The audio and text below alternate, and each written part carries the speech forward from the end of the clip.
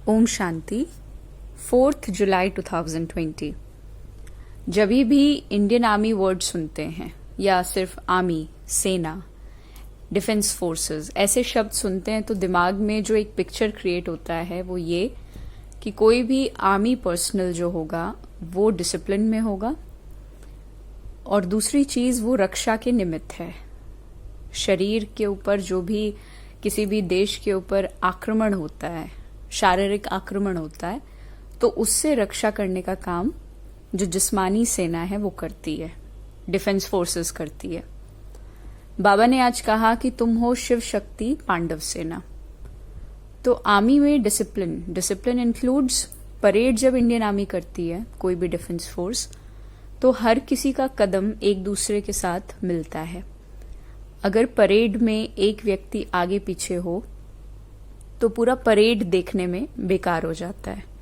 Rhythm चाहिए, coordination चाहिए, cooperation चाहिए, सहयोग चाहिए, एक दूसरे का समानता चाहिए।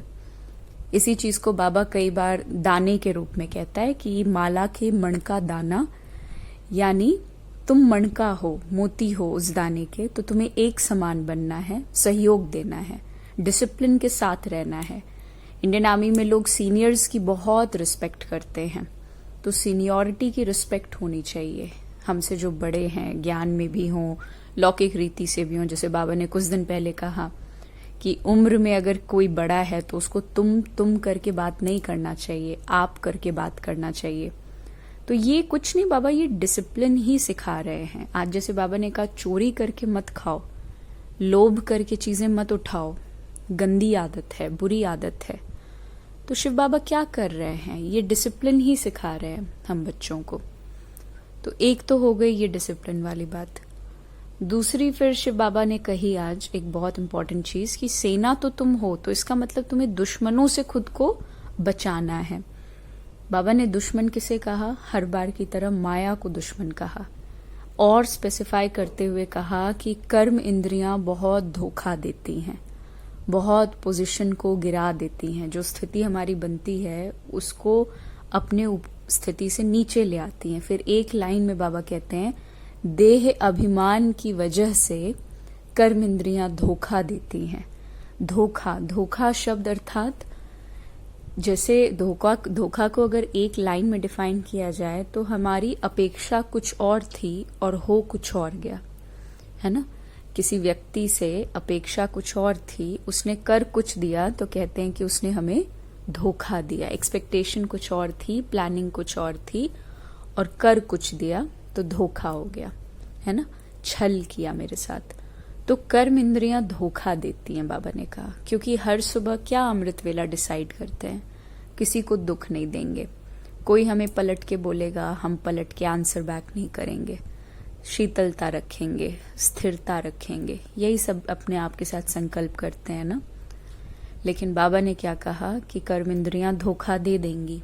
सोचोगे कुछ, एक्सपेक्टेशन कुछ लेके चलोगे लाइफ के लिए, और हो कुछ जाएगा। कर्म इंद्रियां कर कुछ और ले जाएंगी, और उसका मुख्य कारण है देह अभिमान, बॉडी कॉन्शियसनेस। मिटाने के लिए सिंपल साधारण नियम क्या है? खुद को आत्मा समझो, सोल कॉन्शियसनेस में स्थित हो जाओ, भूल जाओ कि तुम फलाना हो। तो XYZ तुम्हारा नाम, तुम्हारा रोल, चाहे बेटी का हो, चाहे बेटे का हो, चाहे टीचर का हो, स्टूडेंट का हो, वो रोल है तुम्हारा। फंसो मत उसमें, साक्षी भाव से देखो। तो खाना तुम नहीं खाते हो, शरीर को खाना खिलाते हो। तो किसी भी तरीके के विकार से हटने का एकमात्र उपाय है इस धरती पर, और वो है आत्म अभिमानी स्थिति। केवल आत्मा मात्र निश्चय कर लेने से ही सारे दैवी गुण धारण हो जाएंगे। बाबा ने क्लेम किया हुआ इस चीज को। और बाबा को याद करने से जो हमारे विकर्मों का बोझ है, जैसे बाबा ने कहा भक्ति मार्ग में अगर कोई विकर्म किया होता है, सिर पर बोझ होता है, तो दान पुण्य करते हैं। तो ऐसे ही बाबा को याद करने से सबसे बड़ा जो पुण्य है बाबा को याद करना, उससे हमारे विकर्म विनाश होंगे। तो आंखें धोखा देती है, इस चीज के ऊपर बाबा ने विशेष अटेंशन दिया। तो आंखें धोखा क्यों देती हैं? जैसे हमने कोई चीज़ सुना या कोई चीज़ कहना है या कोई चीज़ टच करना है तो हमें थोड़ा बहुत टाइम तो अवश्य प्राप्त होता है, लेकिन जैसे डिसाइड कर लिया कि सामने वाला व्यक्ति जिनसे हम बात कर रहे हैं वो आत्मा है, लेकिन सामने नज़र तो बॉडी आ रही है और बाबा कहते हैं देखते हुए भी नहीं देखना है। तो देखते हुए भी नहीं देखना ये चीज़ चैलेंजिंग हो जाती है। इसीलिए बाबा आंखों के लिए विशेष वो कहते हैं और इसीलिए ज्ञान को भी नेत्र कहा जाता है, क्योंकि जितना धोखा आंख देती है उतना ही फायदा ज्ञान देता है। हालांकि ज्ञान क्या है, ज्ञान कान भी है, ज्ञान को मुख भी कहा जा सकता है, ज्ञान से स्पर्श भी होती है, लेकिन नेत्र कहना सबसे ज्यादा इसेंशियल है क्योंकि चीजें स्पष्ट नजर आने लग जाती हैं।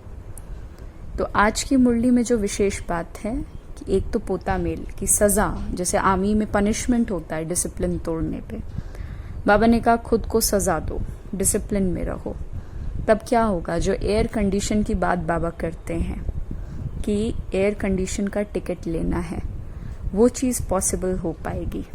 एयर कंडीशन मतलब जैसे कोई व्यक्ति एयर कंडीशन में ट्रैवल कर रहा है तो धूल, मिट्टी, पोल्यूशन, इन सब चीज़ों से उसका शरीर सिक्योर है।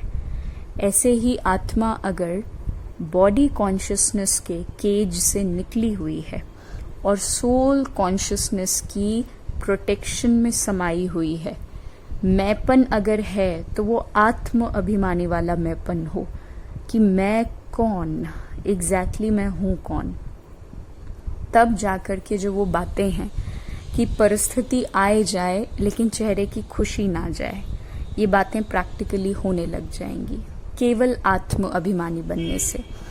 और क्योंकि आत्मा का ज्ञान इसी पुरुषोत्तम युग पर प्राप्त होता है, संगम युग तो कई आए, सत्युग और त्रेता युग के भी संगम को संगम युग कहा जाएगा, त्रेता युग और द्वापर युग के संगम को भी संगम युग कहा जाएगा, लेकिन उन सब में जो गिरने की परसेंटेज है वो थोड़ी थोड़ी थोड़ी थोड़ी होती जाती है। 100% से 75%, 75% से 50, 50 से 25, 25 से 0, यहाँ 0% से सीधा 100%। इसीलिए मनुष्य से देवता किए करत ना लागी वार। तो मुरली को बनना है, मुरली जो बाबा कहते हैं वो हम सभी ब्राह्मणों को बनना है प्रैक्टिकली।